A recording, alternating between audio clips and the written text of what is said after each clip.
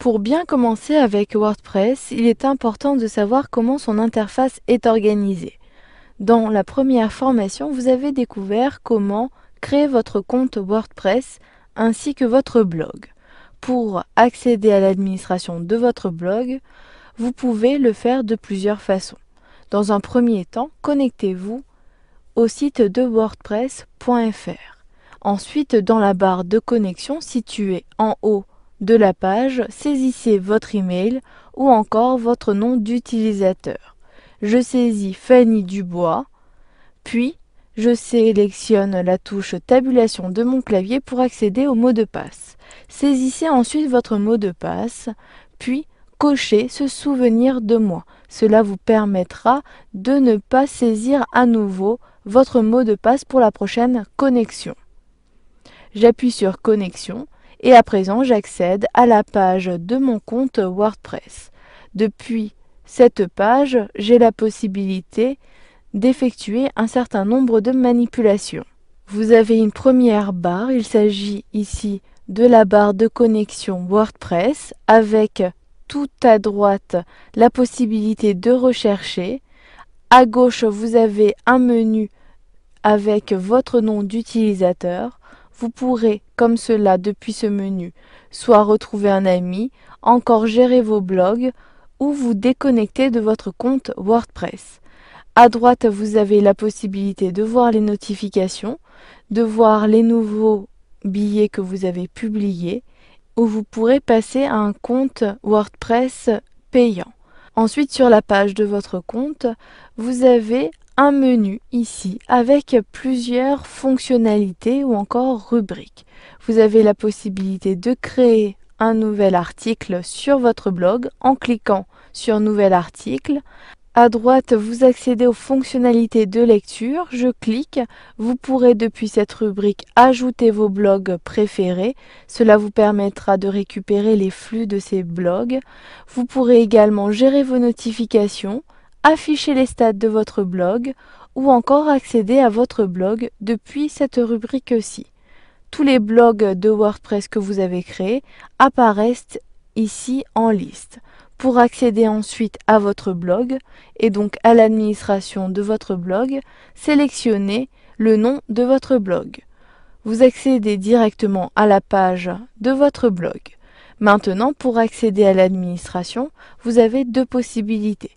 Soit depuis l'adresse URL de votre blog, sélectionnez puis saisissez wp-admin.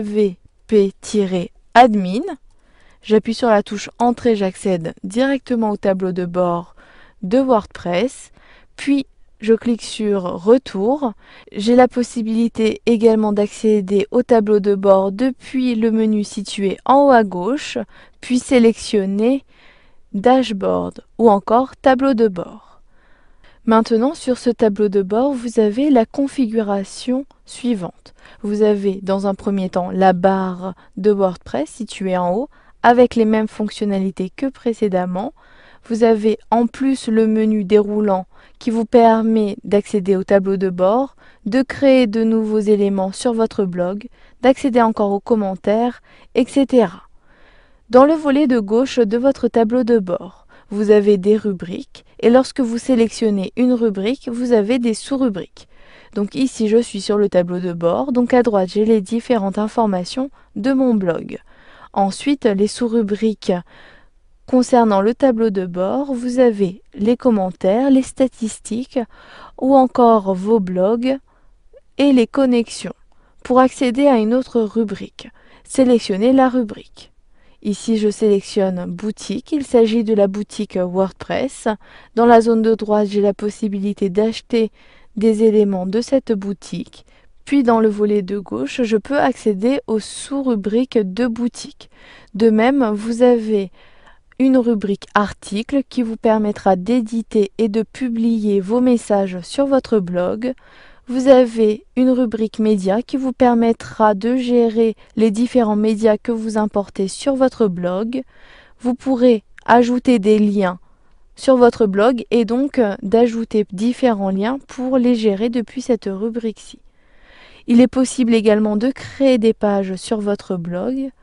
Vous verrez qu'il est possible également de copier une page. Ensuite, vous avez une rubrique commentaires qui vous permettra de gérer les commentaires publiés sur votre blog. Vous avez d'autres rubriques telles que sondage ou encore évaluation qui permettra à vos lecteurs d'évaluer les différents éléments de votre blog.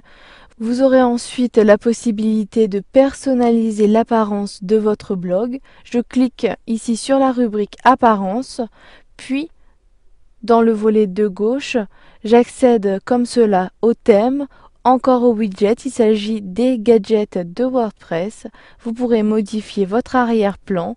Ensuite, vous avez la possibilité de gérer les différents utilisateurs de votre compte. Puis, un peu plus bas, vous accédez aux outils de WordPress et également aux réglages de votre compte. Vous pouvez réduire le menu de WordPress en cliquant sur le bouton situé à gauche. De même, si vous réduisez la fenêtre de votre navigateur, ces rubriques n'apparaîtront pas forcément dans le volet de gauche. Pour faire apparaître votre menu, sélectionnez ici le bouton Afficher les menus. Vous avez vu dans cette formation comment l'interface de WordPress était organisée.